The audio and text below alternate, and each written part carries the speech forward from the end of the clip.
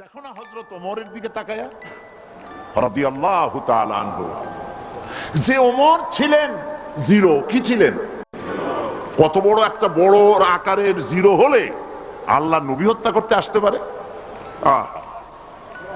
সেই ওমর আল্লাহর কোরআনের সংস্পর্শে যখন এলেন, ওমর আর সাধারণ ওমর রইলেন না। আল্লাহ রাব্বুল আলামিনের নবী বলেন, আমার পরে লা নাবিয়্যা বাদি ওয়ালা রাসূলা, আমার পরে আর কোন নবী রাসূল পৃথিবীতে আসবে না। আমার পরে যদি আর কোন নবী পৃথিবীতে আসতো, লাকানা ওমর, আল্লাহ পাক ওমরকে অবশ্যই নবী বানায়া দিতেন। কোথায় ছিলেন আর কোথায় চলে গেলেন? কোথায় চলে গিয়েছেন? চিন্তা করতে পারবো হযরত ওমরের কথা?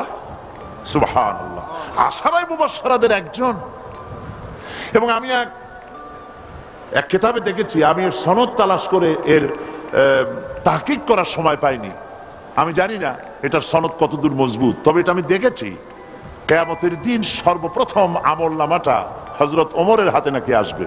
আমি এর সনদটা দেখতে পারিনি, তবে এটা কথাটা দেখেছি।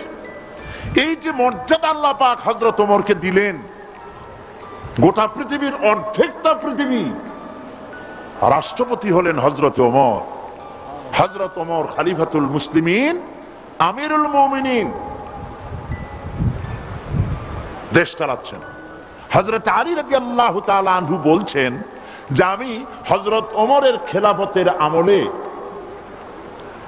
আমি ঘুমায় আছি, এশার নামাজ পড়ে ঘুমিয়েছি। শেষ রাত্রে স্বপ্নে দেখছি যেন আমি রাসূলের পেছনে ফজরের নামাজ আদায় করতেছি। রাসূলুল্লাহ নামাজ শেষ করে স্বভাব সিদ্ধ ভাবে পেছনের দিকে ফিরে বসেছেন। একজন বুড়ি মেয়ে লোক এক পাত্র খোরমা এনে বলছেন,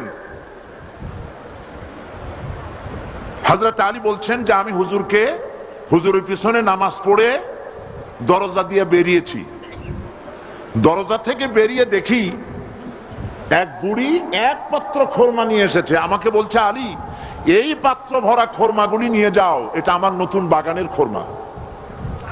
আর রাসূলুল্লাহকে নিয়ে আমার সালাম গিয়ে বলো, আর বলো যেন তিনি এই খোরমা থেকে নিজে খান এবং সাহাবায়ে কেরামদের মধ্যে যেন ডিস্ট্রিবিউট করে দেন। হযরত আলী তাই করলেন।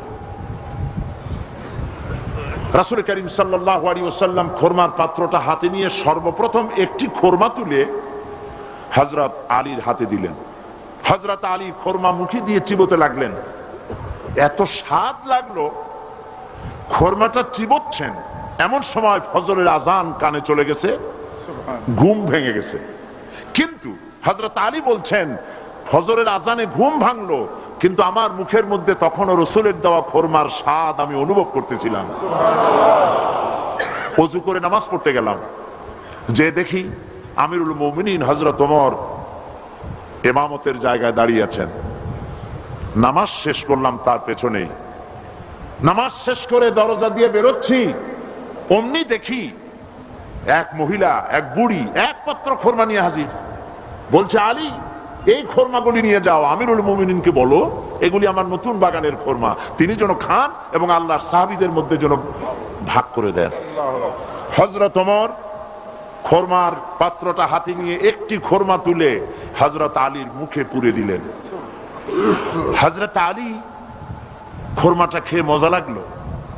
তিনি বললেন, ওমর, জিদনি তামরাতান উখরা, তুমি আমাকে আর একটা খোরমা দাও না, খুব মজা লাগতেছে। অনেক খোরমা তো আছে, আমাকে একটা বেশি দিলে অসুবিধা হবে না, দাও না একটা খোরমা। হযরত ওমর বলছেন,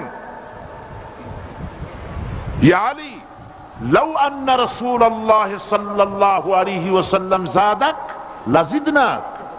ও আলী, রাসূলুল্লাহ স্বপ্নের ভিতরে তোমাকে যদি একটার বেশি খোরমা দিতে, আমিও তোমার একাধিক খোরমা দিয়া দিতাম।